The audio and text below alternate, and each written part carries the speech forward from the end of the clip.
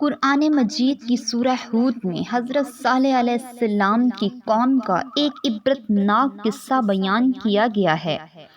یہ اس وقت کی بات ہے جب طوفان نوح کے بعد دنیا میں بنی نوع انسان دوبارہ بسنے شروع ہوئے، تہذیبوں اور شہروں کی بنیاد پڑ رہی تھی۔ ان دنوں عرب کے شمالی علاقوں میں قوم سمود نامی ایک قبیلہ آباد تھا۔ یہ حضرت نوح علیہ السلام کے بیٹے سام کی اولاد میں سے تھے۔ قوم سمود کا یہ علاقہ مدائن کہلاتا تھا۔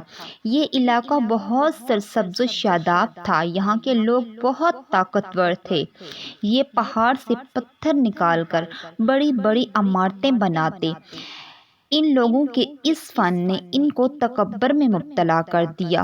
ان کی یہ عظیم الشان عمارتیں آج بھی موجود ہیں۔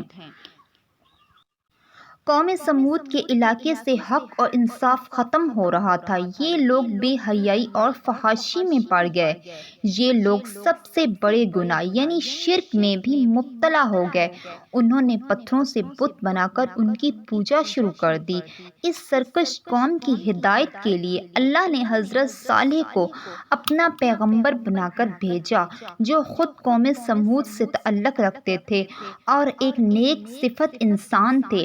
حضرت صالح نے قوم کو اللہ کے ایک ہونے کا پیغام دیا اور اللہ کی نعمتوں کے بارے میں یاد کروا کر ان کو ہدایت کی راہ پر لانے کی کوشش کی۔ صالح علیہ السلام کی مسلسل تبلیغ کے نتیجے میں کچھ قوم کے غریب لوگ آپ علیہ السلام پر ایمان لے آئے۔ یہ بات قوم سمود کے سرداروں کو بہت ناگوار گزری۔ چنانچہ ان سب لوگوں نے فیصلہ کیا کہ ہم سب ایک جگہ پر جمع ہوں گے اور صالح علیہ السلام سے معجزہ دکھانے کو کہیں گے۔ وہ سب سردار صالح علیہ السلام کے پاس گئے اور ان سے کہا کہ اے صالح، اگر تم اللہ کے سچے نبی ہو تو ہمیں کوئی ایسا معجزہ دکھاؤ کہ ہمیں تم پر یقین آ جائے۔ صالح علیہ السلام نے کہا کہ تم لوگ کیا معجزہ دیکھنا چاہتے ہو؟ ہم چاہتے ہیں کہ یہ جو سامنے پہاڑ ہے اس میں سے ایک ایسی اونٹنی نکالو جو بہت بڑی ہو، سب کے لیے دودھ دے، بچہ دینے والی ہو اور اس میں فلاں فلاں خوبیاں ہوں۔ حضرت صالح علیہ السلام نے اللہ کے حضور گڑ گڑا کر دعا فرمائی۔ اللہ نے اپنے نبی کی دعا قبول فرمائی۔ دیکھتے ہی دیکھتے اس پہاڑ میں سے ایک اونٹنی برآمد ہوئی جس میں وہ سب خوبیاں موجود تھیں جس کی قوم سمود نے فرمائش کی۔ جندہ بن عمر اپنے چند ساتھیوں سمیت حضرت صالح علیہ السلام پر ایمان لے آیا۔ باقی سردار اپنی ہر دھرمی پر قائم رہے۔ اسے جادو قرار دیتے ہوئے اس معجزے کا انکار کر دیا۔ یہ اونٹنی اس قوم کے لیے معجزہ بھی تھی اور آزمائش بھی۔ اونٹنی نے ایک بچہ جنا۔ حضرت صالح علیہ السلام نے کہا کہ تم اس اونٹنی کو تنگ مت کرنا، اس کو نہ مارنا نہ ہانکنا ورنہ تم پر ایک دردناک عذاب نازل کیا جائے گا۔ یہ اونٹنی مدائن صالح کی وادیوں میں رہنے لگی۔ یہ اونٹنی ایک دن تالاب کا پانی پیتی اور دوسرے دن باقی جانور پیتے۔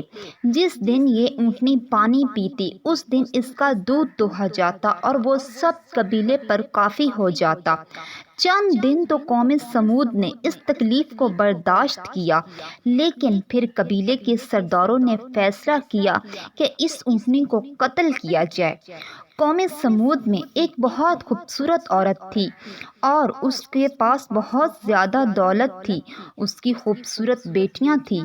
اس نے کہا کہ جو شخص اس اونٹنی کو قتل کرے گا وہ میری جس بیٹی کے ساتھ چاہے شادی کر لے۔ چنانچہ قدار بن صالف نے اونٹنی کو قتل کرنے کا ارادہ کر لیا۔ ایک دن جب اونٹنی گھاس چر رہی تھی اور کنویں سے پانی پینے آئی تو ان لوگوں نے سب سے پہلے اونٹنی کو زخمی کر کے زمین پر مار گرایا۔ اونٹنی نے ایک زوردار چیخ ماری اور سب اندھیرا چھا گیا۔ حضرت صالح علیہ السلام کو پتہ چل گیا کہ ضرور میری قوم نے اونٹنی کو کوئی نقصان پہنچایا ہے۔